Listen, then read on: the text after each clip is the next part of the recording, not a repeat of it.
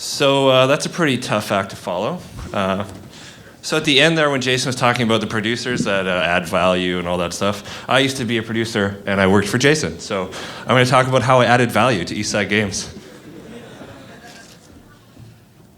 All right, so a little bit about me and why I think you should listen to me. So I'm going to talk to you guys about monetization.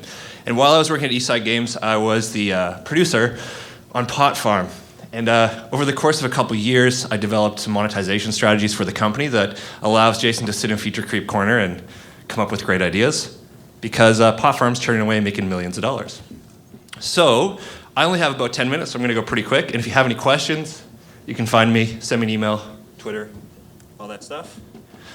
Why do I think this is important? Because we don't just do this because we love games, we also want to make money. And if you're an independent game publisher, developer, you probably want to make some money, and you're probably really passionate about your game. You have a great idea, but maybe you don't know some of the strategies that you can use to make more money. And I'm not going to talk about this kind of boring thing like this price point and, here's how you bundle your goods together. I'm actually going to talk a little bit more about the fundamentals of monetization and free-to-play economies, because I think a lot of people miss this fundamental idea that allows you to actually make a lot of money, right? So I'm going to talk about this, virtual goods. A lot of the stuff I'm going to be talking about comes from some work from this guy.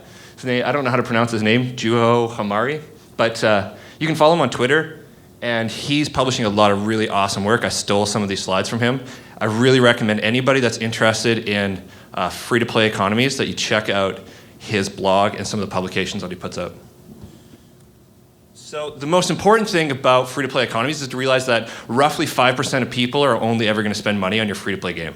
There are some games like League of Legends that people think, okay, well, League of Legends, they say 20% of people will spend money, but that's an anomaly. So if you're putting out a game and it's a free-to-play game, expect only 5% of people to ever spend money in your game. So it's really, really, really important that those 5% of people give you enough money that you can actually go forward and make a living. So how do you do that? Well, the power of virtual goods is that they're pretty much a perfectly elastic good, right? You can produce more and more virtual goods, and you actually don't have to, it doesn't cost you anything more to produce another good. So you actually control the price. And this is really, really good for you because it means that you decide how to price goods, and you can actually maximize value a lot better than if you had to worry about how much it costs to make those goods. Does that make sense? Yeah, great. So this is a traditional pure retail model, right? So as you can see in this curve, there's a lot of lost revenue because as you go up along the side, it's the willingness to spend, and on the bottom is the number of people. So obviously, down on this corner, there's a lot of people that are going to spend money because the price is a lot lower. Whereas up in that top corner, that's if it's really, really expensive, not a lot of people are going to spend money, right?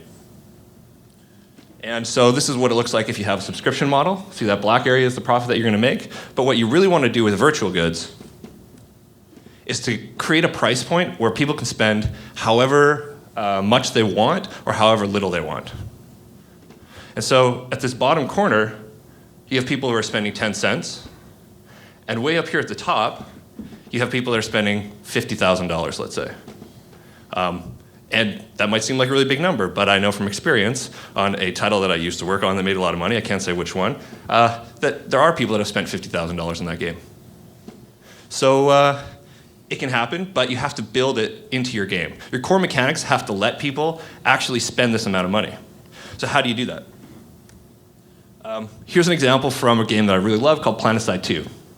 So in this game, you can unlock weapons, and you can either spend $5 and unlock them right away, or you can grind through the game, and you can earn non-premium currency and buy the weapons.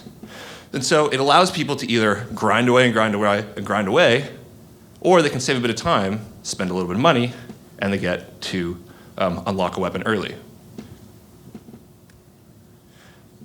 But you can also use other techniques that allow people to actually grind faster. And so there's a whole technique of giving people boosters. So you can earn 50% more resources for a period of time in order to grind away and get closer to your goals and be more comfortable with the price point that you're spending.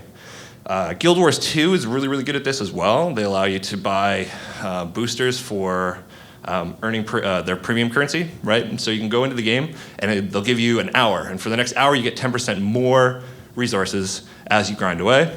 And so it gives you a really, really comfortable price point where you can say, I'm willing to spend just a small amount of money to earn a little bit more premium currency over time. And you get really comfortable with that. And it also helps to combat things like power creep, right? Because it's a competitive multiplayer game. And I'm really willing to talk to anybody who wants to talk about power creep and have a big discussion about free-to-play and how it's affecting power creep, but I don't have time today. So hopefully at Timber, we can have a beer and we can argue. Anybody who knows me knows I love to argue.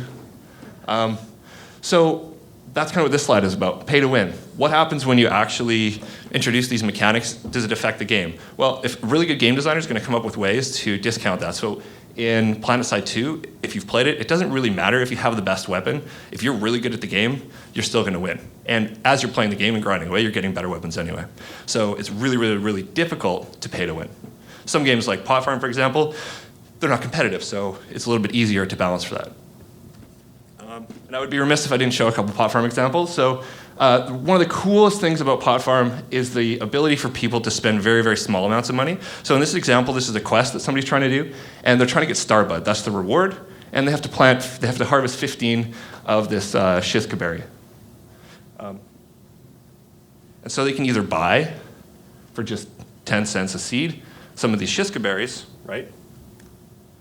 Or they can do a quest and grind away, and they can use a social feature and an in-game feature to earn some of that premium currency, which then they can plant and harvest to earn that Starbud. So this is an example of how the price point is really, really, really small, or people could just go and spend a little bit of money. And because the game content is so huge, people can actually keep spending money over time. And the game's been online for 3 years, and there's always new content coming in, which means that people are able to continuously monetize for 3 years. And so that's how you get that really long tail end of players spending money, and how the price point for some people is much higher. So that's about all the time that I have.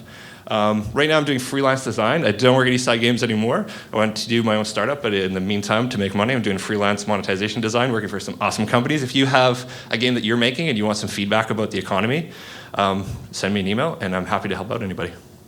Thanks for listening.